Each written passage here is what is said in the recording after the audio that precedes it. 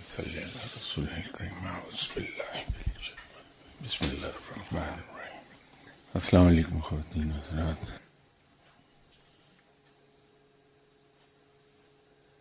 ایک بار بلکہ یوں کہیے کہ شیخ سعدی ادب و شعر میں ڈوبے ہوئی شخصیت تھی۔ اس کا نتیجہ یہ تھا کہ دوسری ادبی شخصیات کے ساتھ ان کی محفلیں جمی رہتی تھیں، اور اکثر اوقات یہ ہوتا تھا کہ کئی روز گھر سے غائب رہتے تھے، جس کا لازمی نتیجہ یہ تھا کہ ان کی بیگم ان سے برہم رہتی تھی۔ ایک بار ایسا ہوا کہ وہ کئی روز کی غیر حاضری کے بعد جب گھر تشریف لائے تو بیگم بے طرح برہم ہو گئیں، اور جو مٹی کی ہنڈیا پاس پڑی تھی اٹھا کے شیخ سعدی کے سر میں دے ماری، تو اس کا پیندا ٹوٹ گیا اور وہ ہنڈیا پھسل کر سر سے ان کے گردن میں توق کی طرح پڑ گئی۔ ان کے ایک مصاحب پاس کھڑے تھے تو شیخ سعدی نے ہنس کر کہا کہ یہ سنت ہے جو ٹوٹ کے میرے گلے پڑ گئی ہے۔ کچھ ایسا ہی واقعہ سقراط کے ساتھ پیش آیا۔ سقراط دانشوروں کی محفل میں بیٹھے جب مادے کی ماہیت، رویے اور اس طرح کے دوسرے نقطے سلجھاتے تھے، اس پر بحث کرتے رہتے تھے، گھر پہ توجہ دینے کا وقت نہیں ملتا تھا، ارننگز بہت کم تھیں کہ بمشکل 2 وقت کی روٹی چلتی تھی۔ تو ایک بار جب گھر آئے تو بیگم پہلے تو بہت ان پہ گرجی برسی، اور اس کے بعد پاس پڑی ہوئی پانی سے بھری بالٹی ان پر الٹ دی۔ تو سقراط نے اس کے جواب میں ہنس کے کہا کہ اتنے گرجنے کے بعد برسنا تو لازمی تھا۔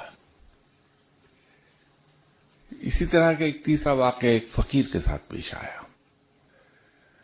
وہ ان کی بیگم بے نکت سنا رہی تھیں انہیں، تو پاس کھڑے ہوئے ان کے ایک مرید بڑے پریشان تھے کہ جس قسم کی زبان وہ استعمال کر رہی ہیں ان کی بیگم، وہ اس کو برداشت کرنا کسی شخص کے بس کی بات نہیں ہے۔ لیکن یہ ولی اللہ مسکرا رہے تھے، تو جب ان ولی اللہ نے اپنے مرید کو دیکھا کہ وہ بہت ہی پریشان ہو گئے ہیں تو کہنے لگے کہ میاں تمہیں نہیں پتا، یہ بیگم کی اسی طرح کی تندخوئی نے مجھے صبر کرنے کی عادت ڈالی ہے، اور میں اس صبر سے ولایت کے مقام پر چلا گیا ہوں۔ اب یہ واقعات ایک سے ہیں، لیکن شیخ سعدی چونکہ ادبی شخصیت تھے، شعر و ادب سے تعلق تھا، تو ان کا رد عمل وہی تھا جو ایک شاعر کا ہو سکتا ہے کہ شاعر لفظوں سے کھیلتا ہے۔ تو شیخ سعدی نے وہاں بھی الفاظ سے کھیلا ہے، حالانکہ سنت کے بارے میں یہ بات کہنا خاصی گستاخی سنائی دیتی ہے، لیکن وہ شاعر تھے تو لفظوں سے کھیلے، اور انہوں نے ایک جملہ کہہ دیا کہ یہ سنت ہے جو ٹوٹ کے میرے گلے پڑی ہے۔ شادی کرنا سنت ہے۔ اب اس کو تھوڑا سا اگر انسان دیکھے تو وہ گستاخی کے زمرے میں نہیں آتا، بلکہ ایک ادبی جملہ ہے جو انہوں نے کہا، شادی کرنا سنت ہے، اور نہ وہ شادی کرتے، نہ ہنڈیاں ان کے سر پہ ٹوٹتی، اور نہ وہ گلے کا ہار بنتی۔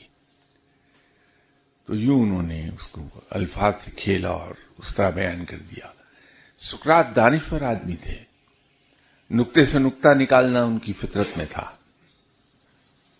تو انہوں نے وہ ایک نقطہ نکالا اس میں سے کہ بیگم چونکہ پہلے گرج برس رہی تھیں، شاؤٹنگ کر رہی تھیں، تو اس کے بعد جب پانی انڈیلی تو انہوں نے فوراً اس کو بادلوں سے تشبیہ دے دی کہ اتنے گرجنے کے بعد برسنا تو لازمی تھا۔ تیسرے صاحب ولی اللہ تھے.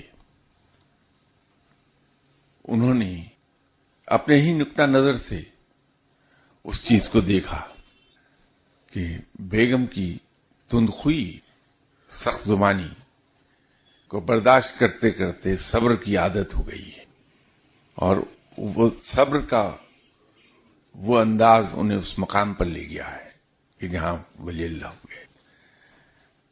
یہ بات کہنے کا مقصد یہ تھا کہ ہر چیز کے خواص مقام کے ساتھ بدلتے ہیں، موقع کے ساتھ بدل جاتے ہیں، اور ہر انسان ایک ہی چیز کو اپنے اپنے نقطہ نظر سے دیکھتا ہے. انگور ایک ہی پھل کا نام ہے. اگر انگور کسی حد تک کچا ہے، اسے ہم کھائیں تو اس کا ذائقہ ترش ہوگا، کھٹا ہوگا، اس کا رس اس کے اندر کھٹا ملے گا ہمیں. یہی انگور اگر بیل پر پوری طرح پک جائے تو وہی رس جو کھٹا تھا وہ میٹھا ہو جاتا ہے. وہ اگر اوور رائپ ہو جائے تو وہی میٹھا رس سرکے میں بدل جاتا ہے. اور اگر اس سرکے کو ہم کافی دیر سٹور کر دیں ایک علیحدہ جگہ پر، اور اس پہ گرمی وغیرہ پڑتی رہے، تو اس میں بیکٹیریا پیدا ہو جائے گا، اس میں خمیر آ جائے گا، اس کی فرمنٹیشن ہو جائے گی، اور جہاں اس میں فرمنٹیشن ہوئی وہ حرام ہو گیا، کہ شراب بن گیا. وہ پھل ایک ہی ہے، کیفیات چینج ہونے کے ساتھ ساتھ اس کی تاثیر، اس کی خاصیت، اس کا اثر، اس کے فائدے تبدیل ہوتے چلے جاتے ہیں. جب ہم کسی کی کہی ہوئی بات کو دیکھتے ہیں، سوچتے ہیں، سنتے ہیں، تو اس پر ہمارے رویے مختلف ہو سکتے ہیں. اگر مجھ جیسا جذباتی انسان اسے سنے گا جو بڑے سطحی انداز میں لیتا ہے چیزوں کو، تو ہم صرف اس کے الفاظ پر چلے جائیں گے. میں اس کے صرف الفاظ کو دیکھوں گا، اور ان الفاظ کو دیکھ کر میں فوراً ایک حکم لگا دوں گا کہ ان صاحب نے یہ بات غلط کہی یا صحیح کہی. اگر کہیں آپ جیسا پڑھا لکھا انسان، علم والا انسان جب اس جملے کو سنے گا تو اپنا ریئیکشن فوری طور پر نہیں دے گا، بلکہ اس پر غور کرے گا کہ انہوں نے کہا کیا ہے. تو ظاہری الفاظ کو دیکھنے کی بجائے کہنے والے صاحب کا مطلب کیا تھا، وہ کیا چیز کنوے کرنا چاہ رہے تھے. تو آپ جیسے صاحب علم لوگ جو ہیں، پڑھے لکھے لوگ ہیں، ان کی نظر اس پر رہے گی. اگر کوئی دانشور اس جملے کو سنے گا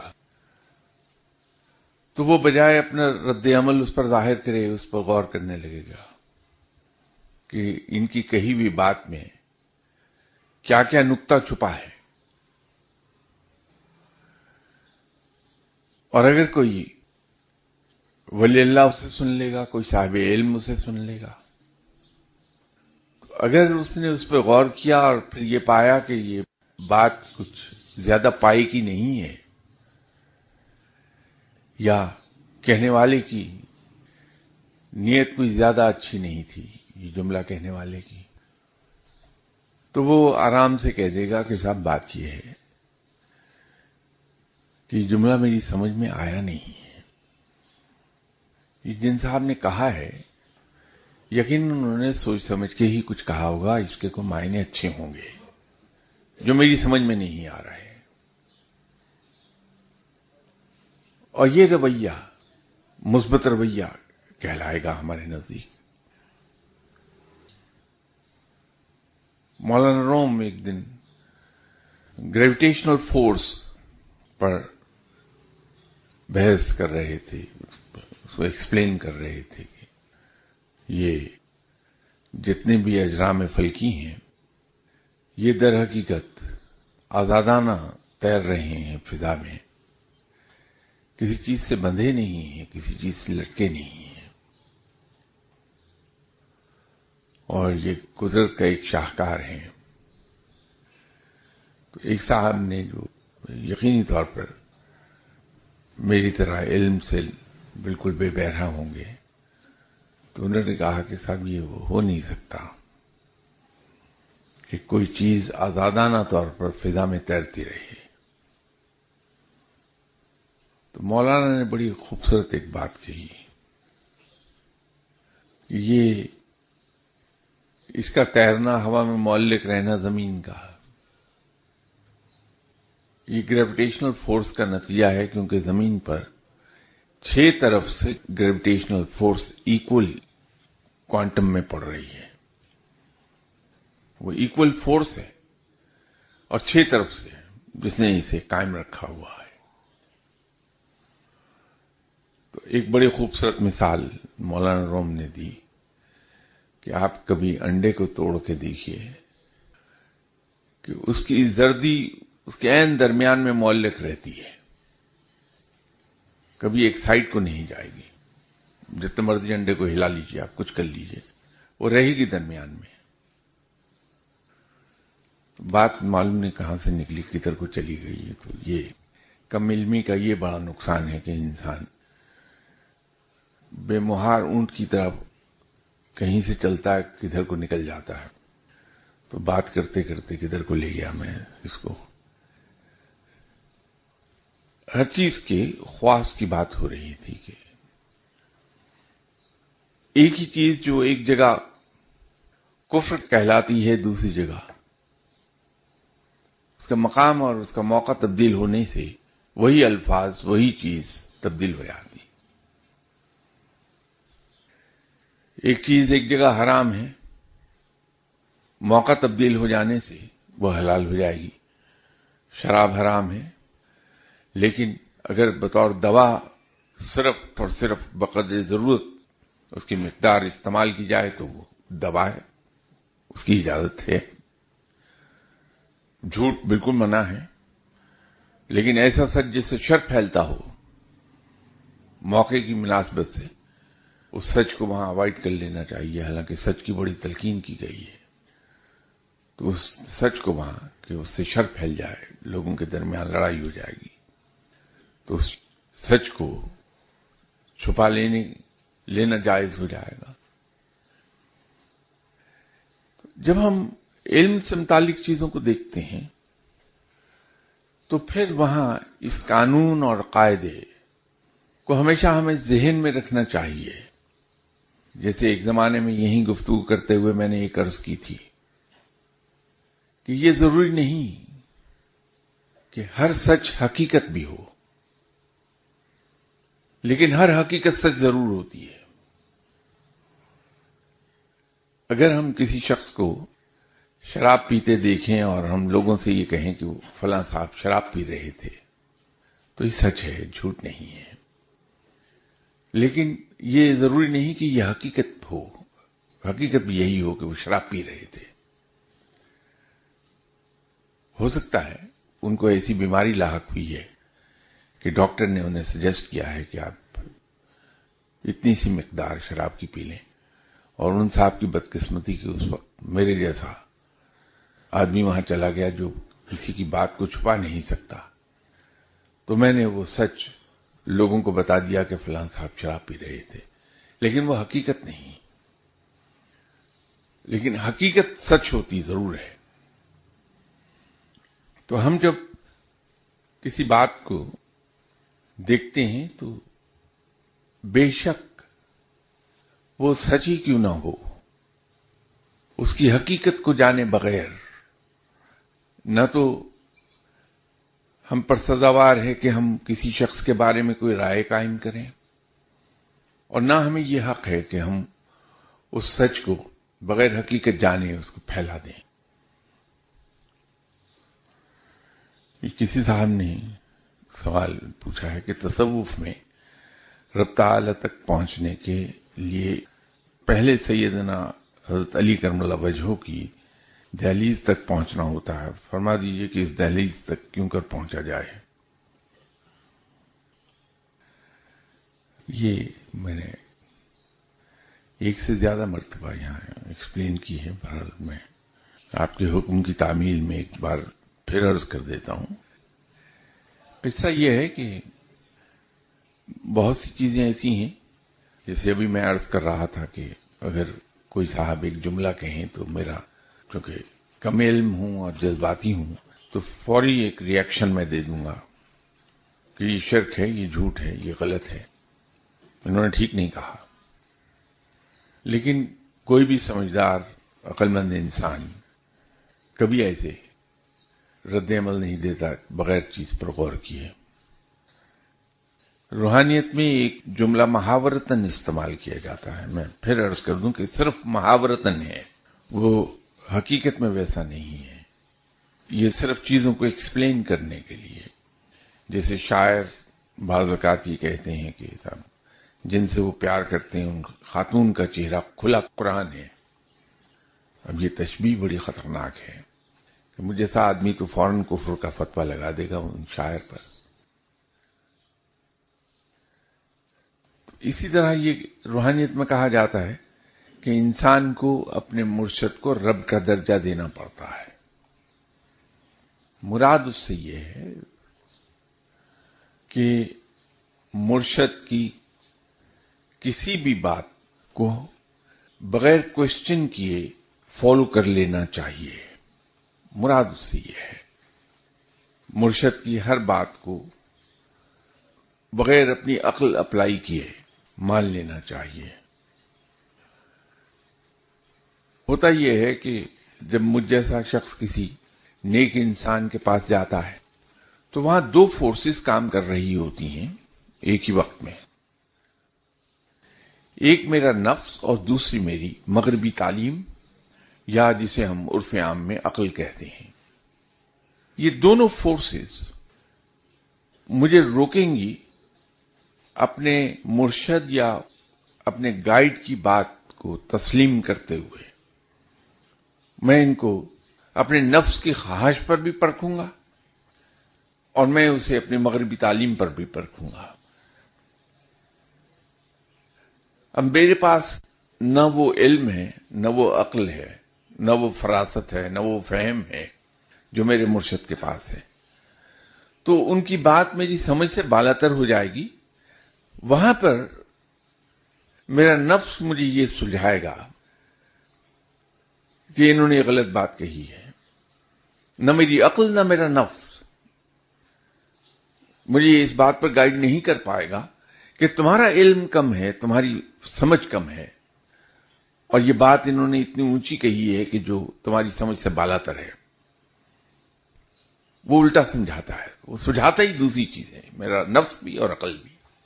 نتیجہ یہ ہے کہ ہر وہ بات جو میری سمجھ میں نہیں آئے گی اس کو میں رد کر دوں گا، مرشد کی بات نہیں مانوں گا.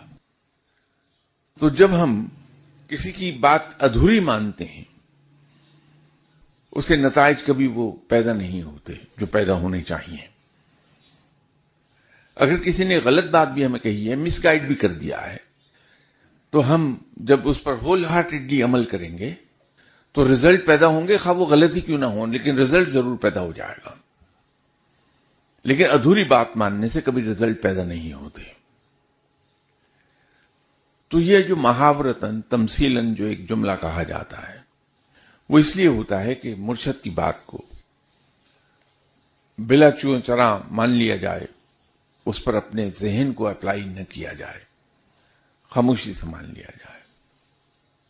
تو جب ہم اپنے مرشد کی پیروی کرتے ہیں بشرطے کہ مرشد صاحب علم ہو، یہ بنیادی شرط ہے، تو وہ پھر ہمیں اس راہ پر لے جائے گا. یہ میں واضح کر دوں کہ ہم محاورتاً تو یہ کہتے ہیں کہ وہ آپ کو وہاں تک لے جائے گا، وہ وہاں تک لے نہیں جائے گا، وہ اس راستے پر پہنچا دے گا. اندرون لاہور کی پیچ در پیچ گلیوں میں سے آپ کی انگلی پکڑ کے نکالتا ہوا موٹر وے تک پہنچا دے گا کہ آپ گم نہ ہو جائیں. اور موٹر وے پر کھڑا کر کے آپ سے کہہ دے گا کہ یہ سڑک ہے جو اسلام آباد آپ کو لے جائے گی، اس پہ جاتے رہیے اب آپ۔ تو مرشد آپ کو اس راہ پر ڈالے گا جو اللہ کی راہ ہے، جو ایک مسلمان کو مومن میں تبدیل کر دیتی ہے۔ اور مسلمان اور مومن کے فرق کو اس طرح سے اشفاق احمد صاحب نے یہ بیان کیا تھا کہ مسلمان وہ ہے جو رب کو مانتا ہے اور مومن وہ ہے جو رب کی مانتا ہے۔ تو یہ وہ راہ ہے جو ہمیں مسلمان سے مومن بنا دے گی۔ ہم اللہ کو مانتے مانتے اللہ کی ماننے لگیں گے، اور یہ وہ مقام ہوگا جس کو ہم یہ کہتے ہیں کہ حضرت علی کرم اللہ وجہہ کی دہلیز پر پہنچا دیا ہے مرشد نے، کہ حضرت علی کرم اللہ وجہہ وہ مومن ہیں جن کی تمام تر زندگی اللہ کے احکامات کے تابع ہے، اور جو آپ صلی اللہ علیہ وسلم کے فرمان کے مطابق شہر علم کے دروازہ ہیں۔ تو وہاں سے پھر جب ہم حضرت علی کرم اللہ وجہہ کے فرمودات پر عمل کرنے لگتے ہیں تو وہ ایڈوانسڈ ٹریننگ ہے، ایڈوانسڈ علم ہے، ایڈوانسڈ ایجوکیشن ہے جو ہمیں حاصل ہونے لگتی ہے۔ اور وہ جس راستے پر حضرت علی کرم اللہ وجہہ ہمیں چڑھا دیتے ہیں، وہ سڑک پر چھوڑ دیتے ہیں کہ یہ راستہ ہے، وہ راستہ ہمیں آپ صلی اللہ علیہ وسلم کی دہلیز تک لے جاتا ہے۔ وہ علم کے شہر کا راستہ ہے جو ہمیں وہاں تک لے جائے گا۔ اور ایک بار جب ہم آپ صلی اللہ علیہ وسلم کی دہلیز پر پہنچ گئے تو پھر آپ صلی اللہ علیہ وسلم کی حیات طیبہ کی تقلید شروع ہو جاتی ہے۔ آپ صلی اللہ علیہ وسلم کی سنت کی تقلید شروع ہو جاتی ہے، اور وہ تقلید پھر رب سے ملا دیتی ہے۔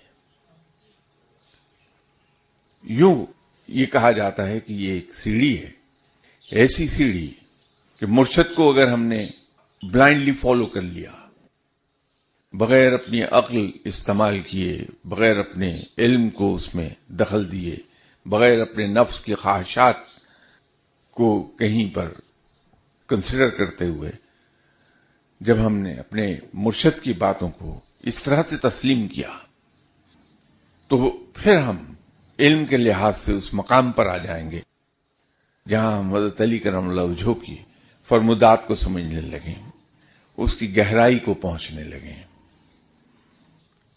اور جب ہم حضرت علی کرم اللہ وجہہ کے فرمودات کو سمجھنے لگیں، پہچاننے لگیں، اس پر عمل کرنا شروع کر دیں، تو پھر سمجھ لیجئے کہ ہم اس راستے پر چل نکلے ہیں جو ہمیں آپ صلی اللہ علیہ وسلم کی دہلیز تک لے جائے گا۔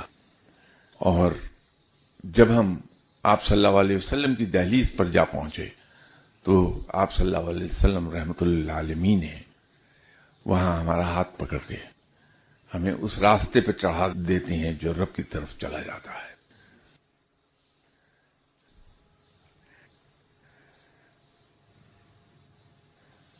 آج بجائے اس کے کہ میں بولوں، آج آپ سوال کر لیجئے۔ جب جنرل ضیاء کے زمانے میں ایک بار انڈیا کے ساتھ ٹینشن بہت بڑھ گئی تھی اور یوں لگتا تھا کہ بس ابھی جنگ شروع ہوئی کہ ابھی ہوئی، تو تمام پل اور دوسری اہم جگہوں پر میزائلز اور اینٹی ایئر کرافٹ گنز وغیرہ فٹ تھیں۔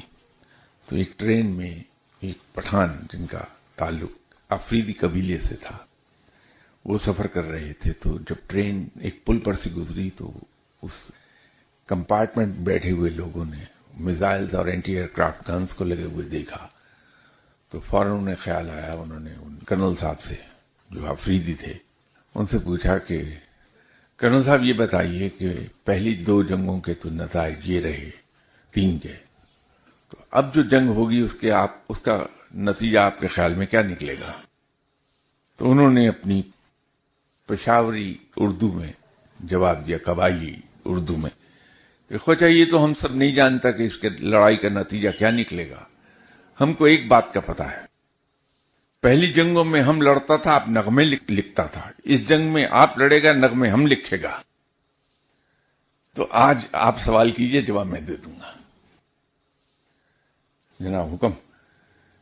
وعلیکم السلام.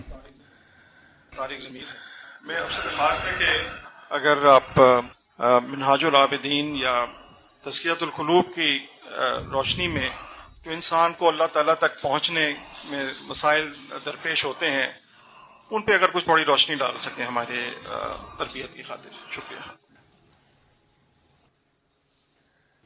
بات یہ ہے کہ میں نے شاید یہ ابھی جو بات کی تھی اس میں بہت ہی مختصر طریقے سے یہ عرض کر دیا تھا کہ دو چیزیں ہمیں خراب کرتی ہیں. ایک ہماری عقل یا مغربی تعلیم جو بھی آپ اسے کہیے، اور دوسرے ہمارے نفس کے خواہشات. تو تزکیہ نفس میں جو بنیادی ریکوائرمنٹ ہے وہ ہے ہی ایک آسان ترین کام ہے کہ ہم ایک بنیادی اصول یہ بنا لیں کہ ہم نے اپنے نفس کی ہر خواہش کی مخالفت کرنا ہے. تو جب ہم اپنے نفس کی مخالفت کرنا شروع کرتے ہیں تو تزکیہ نفس خود بخود ہونا شروع ہو جاتا ہے. نفس مجھے یہ کہتا ہے کہ بہت سردی ہے، نماز کے لیے کیا اٹھو گے، اس کو تھوڑی دیر کے بعد پڑھ لینا، 15 منٹ میں اٹھ جانا. میں نفس کی بات مانتا ہوں، رضائی کی اس گرمی کو نہیں چھوڑنا چاہتا. تو 15 منٹ کے چکر میں کہ اچھا میں 15 منٹ میں اٹھتا ہوں، ابھی نماز میں تو آدھا گھنٹہ باقی ہے جماعت شروع ہونے میں، تو انہی 15 منٹ میں گہری نیند سو جاؤں گا اور پھر اٹھوں گا سورج طلوع ہونے کے بعد. نفس مجھے سجھاتا ہے کہ تم جسمانی طور پہ بہت کمزور ہو، روزہ نہیں رکھ پاؤ گے، گر جاؤ گے. میں اس بھرے میں آ جاتا ہوں، یہ نہیں دیکھتا کہ مجھ سے کہیں کمزور لوگ ہیں جو روزہ رکھے ہوئے ہیں، تو روزہ رہ جائے گا. تو ایسی دو چھوٹی چھوٹی مثالیں میں نے دے دی. تو جب ہم نفس کی مخالفت شروع کر دیتے ہیں کہ ہر وہ کام جو نفس کرنے کو کہے ہم اس کے بالکل 180 ڈگریز اپوزٹ چل پڑیں، تو وہی سلامتی کی راہ ہے. میں مختصراً عرض کر دیتا ہوں، بجائے علمی اصطلاحات استعمال کرنے کے اور بڑے بھاری بھرکم الفاظ استعمال کر کے بڑی تفصیل سے بات کرنے کے چھوٹا سا نسخہ ہے. نفس کی 100% مخالفت کر دیجیے، خود بخود تزکیہ نفس ہو جائے گا.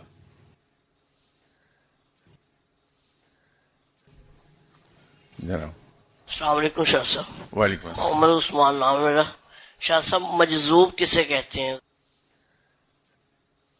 مجذوب اصطلاحی معنوں میں اس شخص کو کہا جاتا ہے جو عشق الہی میں اپنے ہوش و حواس سے عاری ہو چکا ہو.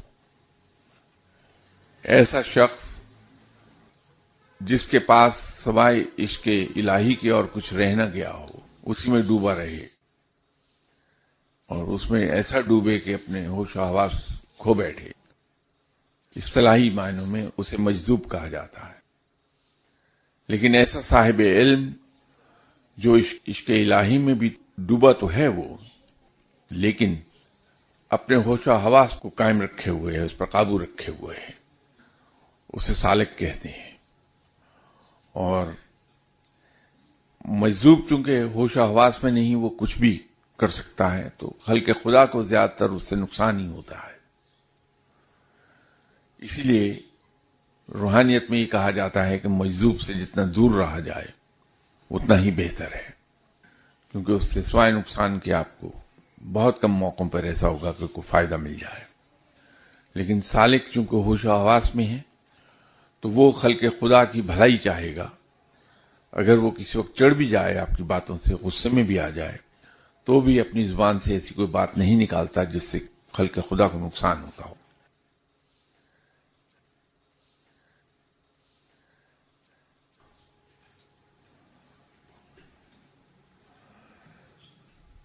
یہ سوال، اس کا جواب میں دے دیتا ہوں. حالانکہ اس پہ ایک بڑا خاصی سیر حاصل گفتگو ہوئی تھی ایک سیٹنگ میں. کیا توبہ کر لینے کے بعد اس پر قائم بھی رہے تو اس کے بعد گزشتہ گناہوں کو یاد رکھنا چاہیے؟ اس پر جتنے بھی عالم گزرے ہیں ان میں کچھ اختلاف ہے. کچھ بزرگان دین کا کہنا یہ ہے کہ گناہ سے توبہ کرنے کے بعد اس پر قائم رہا جائے اور اپنے گزشتہ گناہوں کو بھلا دیا جائے. اور کچھ علماء دین کا خیال یہ ہے کہ توبہ کر لی جائے، اس پر قائم بھی رہا جائے اور اپنے گناہوں کو یاد بھی رکھا جائے. اس کے بارے میں میرا عرض کرنا کچھ تھوڑا سا مختلف ہے کہ اصل میں جب ہم گناہ کر رہے ہوتے ہیں تو ہم حالت جفا میں ہوتے ہیں، رب تعالیٰ سے جفا کر رہے ہوتے ہیں. اور جب ہم گناہ کرنے کے بعد رب سے توبہ کر لیتے ہیں اور اس پر قائم رہتے ہیں تو یہ ہمارا سفر ہوتا ہے حالت جفا سے حالت وفا کی طرف. تو حالت وفا میں اگر ہم نے اپنی جفا کو بھلا دیا کہ ہم نے کبھی جفا بھی کی تھی تو پھر بہت اسٹرانگ پاسبلٹی موجود ہے کہ ہم لوٹ کر پھر جفادار نہ ہو جائیں. تو اس لیے حالت وفا میں حالت جفا کو یاد رکھنا بھی ضروری ہے.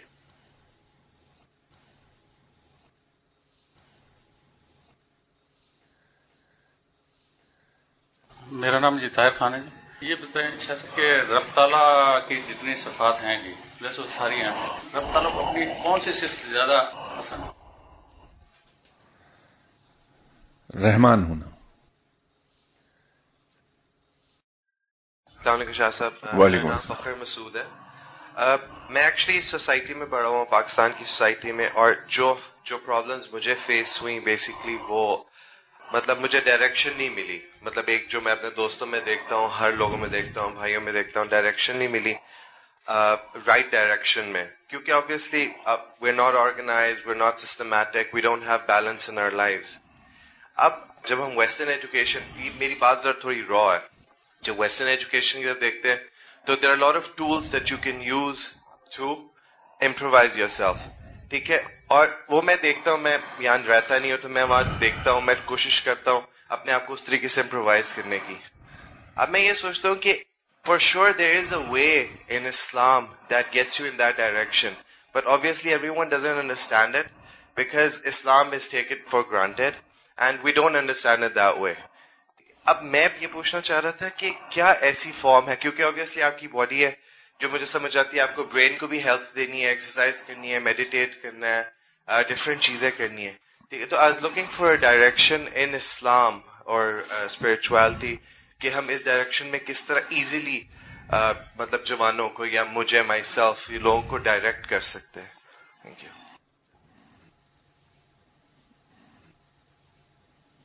دیکھیے، دو چیزیں ہیں، ایک علم اور ایک فہم و فراست یا عقل.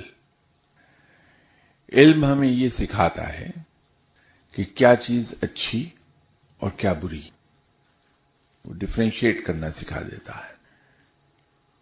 اور عقل ہمیں یہ سکھاتی ہے کہ اچھوں میں زیادہ اچھا کیا ہے.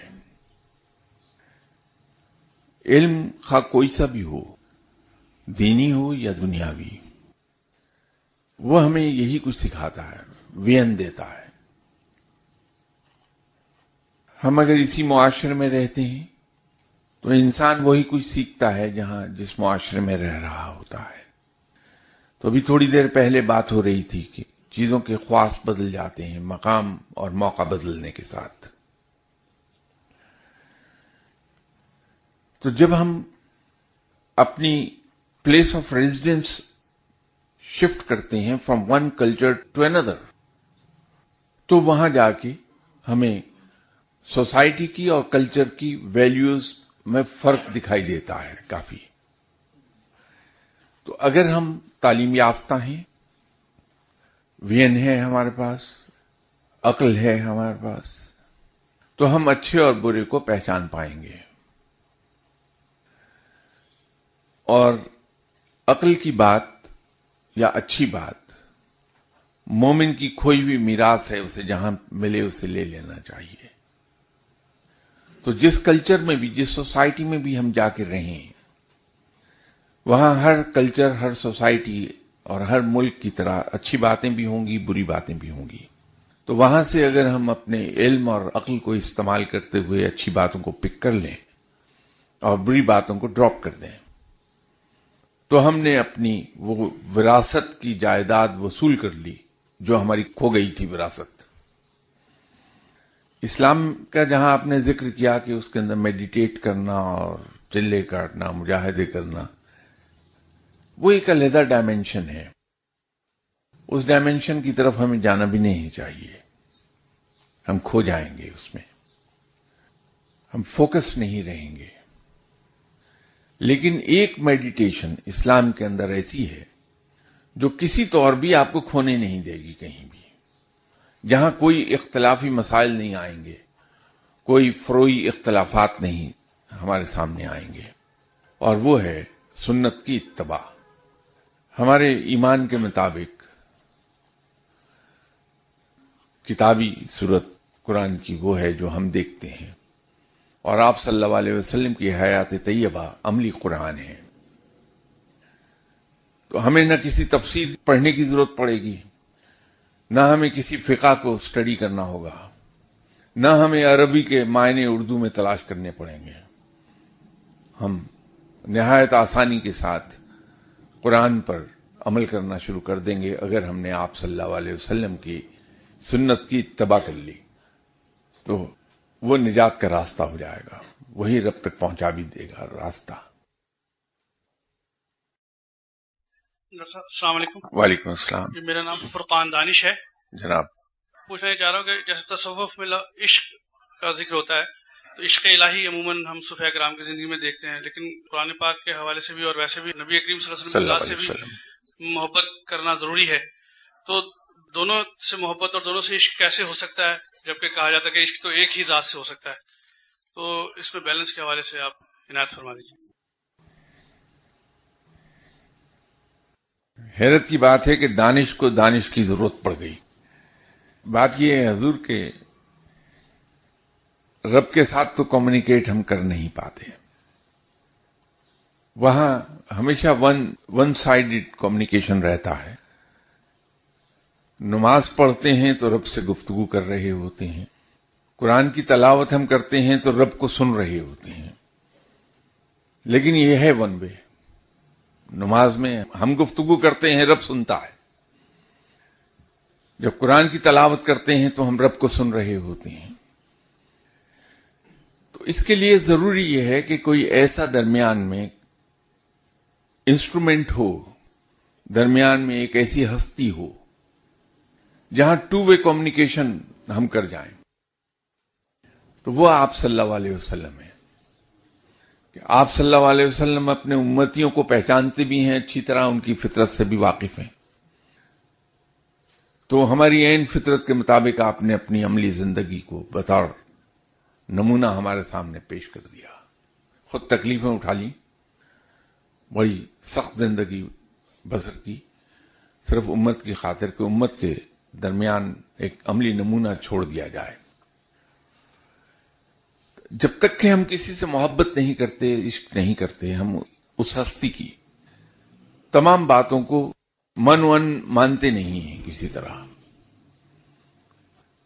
تو جب تک کہ ہم آپ صلی اللہ علیہ وسلم سے پیار نہیں کریں گے، عشق نہیں کریں گے، تو ہم آپ صلی اللہ علیہ وسلم کی کسی بات کو اس طرح سے نہیں مان پائیں گے جیسے ماننے کا حق ہے. یہ اور بات ہے کہ آج ہم پیار کرنے کے باوجود ایک بھی نہیں مانتے. تو جب ہم آپ صلی اللہ علیہ وسلم سے عشق کرتے ہیں تو وہ عشق پھر کیونکہ ہمیں سمجھ آنے لگتی ہے رب تعالیٰ کی کمیونیکیشن کی، رب تعالیٰ ہم سے چاہتا کیا ہے، اور ہم کو یہ بھی سمجھ آنے لگتی کہ رب تعالیٰ کو ہماری ضرورت نہیں ہے، ہماری نیکیوں کی بھی ضرورت نہیں ہے، ہماری عبادات کی بھی ضرورت نہیں. وہ ان چیزوں سے بے نیاز ہے، بے پرواہ ہے. تو وہاں پہ پھر اس سے پیار ہوتا ہے کہ رب تعالیٰ صرف ہماری ہی بہتری کے لیے کس طرح سے اس نے 1,24,000 پیغمبر بھیجے، کتابیں اتاری. تو جب ہمیں یہ پتہ لگتا ہے کہ رب تعالیٰ ہم سے اس طرح پیار کرتا ہے اور جو کچھ اس نے ہمیں کرنے کو کہا وہ خود ہماری ہی بہتری کے لیے ہے، اس میں رب کو کوئی فائدہ نہیں، تو پھر ہمیں از خود رب تعالیٰ کے ساتھ بھی پیار ہونے لگتا ہے۔ السلام علیکم سر۔ وعلیکم السلام۔ سر ظفر سعید عرض کر رہا ہوں۔ جی سر سوال میرا یہ ہے کہ دعا، تعلیم اور جس جگہ انسان بیٹھتا ہے تربیت کے زیر اثر رب تعالیٰ اتنا کرم فرماتا ہے، ایک سائڈ جو ہے وہ اس طرح سے روشن ہوتی ہے کہ انسان اس کو مینٹلی بھی فیل کرتا ہے اور فزیکلی بھی، لیکن دوسری سائڈ جو نیگیٹو سائڈ ہے وہ اس طرح سے اس کی میسو ریٹیلیشن ہے کہ بیان سے باہر، اور وہ جو میسو ریٹیلیشن ہے وہ سائڈ اس کو بلیک میل کرتی ہے ان پرابلمز کی وجہ سے، اس کی اپنے حالات سے جو وہ خود کریٹ کرتا ہے اپنے لیے، اپنے شامت اعمال کی وجہ سے۔ تو ہوتا یہ ہے ادھر سے تو سکون ہے لیکن دوسری طرف سے وہ ایک جگہ مینٹلی سٹیبل نہیں ہو پاتا۔ سر کوئی اس کا حل بتا دیجیے۔ ایک زمانے میں جب میں گورنمنٹ میں کام کر رہا تھا تو ایک ملٹی نیشنل کی جاب ایڈورٹائز ہوئی جس پہ میں نے اپلائی کر دیا، اور انٹرویو میں جب وہ بورڈ نے مائنڈ میک اپ کر لیا کہ انہوں نے مجھے لینا ہے، تو اس انٹرویو بورڈ کے چیئرمین نے مجھ سے کہا کہ دیکھیے we have made up our mind to take you, لیکن میں آپ سے ایک بات ضرور کہنا چاہوں گا کہ پرائیویٹ سیکٹر میں rewards are very high but penalties are also equally high. تو ایک چیز یاد رکھنی چاہیے ہمیں کہ وہ کام جن کے ریوارڈز بڑے ہائی ہیں وہاں پینلٹیز بھی ہوتی ہیں، اور پینلٹی ہمارا نفس ہے، تو جہاں کہیں ہم سے ذرا سی سلپ ہو گئی تو وہیں پہ پینلٹیز کا سلسلہ جاری ہو گیا۔ یہ ریوارڈز ہیں ہی اس لیے کہ ہم لڑتے ہیں اپنے نفس کے ساتھ، تو جو کچھ ہم کہیں علم، ٹریننگ اور صحبت، تینوں چیزوں کے ذریعے سے جب ہم کوئی چیز سیکھتے ہیں اور ہماری ایک سائڈ ڈیولپ ہونے لگتی ہے تو پھر دوسری سائڈ کو ہمیں خود کنٹرول کرنا پڑتا ہے۔ آج کسی نے ایک سوال پوچھا کہ صاحب عیسائیت میں تو یہ کہتے ہیں کہ حضرت عیسیٰ علیہ السلام نے سولی چڑھ کر ہمارے تمام گناہوں کا کفارہ ادا کر دیا اور اب ہم قیامت تک گناہوں سے پاک ہو گئے، تو اب ہم آزاد ہیں، جو چاہے کرتے رہیں، ہمیں سزا نہیں ملے گی، کیونکہ حضرت عیسیٰ علیہ السلام نے اس کا کفارہ ادا کیا ہے۔ مسلمانوں کے یہاں ایک کنسپٹ ہم نے یہ ڈیولپ کر لیا کہ ہم فلاں پیر صاحب کے مرید ہیں تو ہمیں کیا فکر ہے، وہ ہمیں بچا لیں گے۔ اب یہ جو ایک کنسپٹ ہم نے ڈیولپ کیا ہے کہ میں نے جہاں بیعت کی ہے میرے مرشد مجھے بچا لیں گے، حالانکہ ہمارا ایمان یہ ہے کہ روز حساب باپ بیٹے کے کام نہیں آئے گا، بیٹا باپ کے کام نہیں آئے گا۔ ہر شخص کو اپنے اعمال کا خود جواب دینا ہے، اور کسی کے مجال نہیں کہ وہاں کسی کی سفارش کر سکے ما سوائے آپ صلی اللہ علیہ وسلم کے، جو شافی محشر ہیں۔ تو یہ کیسے ممکن ہے کہ اگر میں بیعت کر لوں ایک صاحب کے ہاتھ پر تو میں جو جی چاہے گناہ کروں اور میں پکڑا نہیں جاؤں گا؟ وہ در حقیقت کنسپٹ ذرا سا ڈیفرنٹ تھا جس کو ہم نے غلط سمجھا اور اپنی سوچ سے اس کو امپرووائز کر لیا ٹو آور اون ایڈوانٹیج۔ وہ کنسپٹ یہ ہے کہ جب ہم کسی صاحب علم کے ہاتھ پر بیعت کرتے ہیں اور ان کے پاس جا کے ہم بیٹھنے لگتے ہیں تو ہوتا یہ ہے کہ جو ہمارے ساتھ کیفیات بیت رہی ہیں وہ ہم ان سے بیان کرتے ہیں کہ صاحب میں رشوت کے پیسے کو انکار نہیں کر سکتا،